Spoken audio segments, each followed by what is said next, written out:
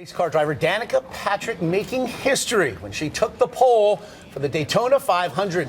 That means she will be first onto the track next weekend. That's what's known as the Super Bowl of racing. Jeff Gordon saying he was the fastest guy on the track Sunday, but for once that wasn't enough. Take a look now at Danica, fastest of them all.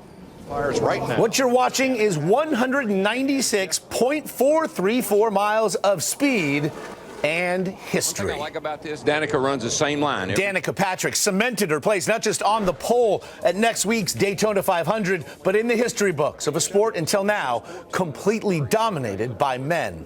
Danica's first place finish in Sunday qualifying now gives her the lead position at next week's 500, known as the Super Bowl of NASCAR. If you're going to start anywhere, especially at a big super speedway like this, you hope it's on the front. Patrick didn't just win, though. She bested the speedway's best. Three-time winner Jeff Gordon by the narrowest of margins, less than 1/2 of 1/10 of a second. The significance of Patrick's finish was not lost on the man she beat. That's about as much exposure as this sport could possibly get. It's the same type of exposure Patrick has been bringing to all racing since this 2008 IndyCar victory in Japan. A year later, she made history again, placing third in the Indy 500. But since switching to NASCAR full-time in 2012, she's yet to win a single race, leaving some critics to complain she spent her time capitalizing on being racy.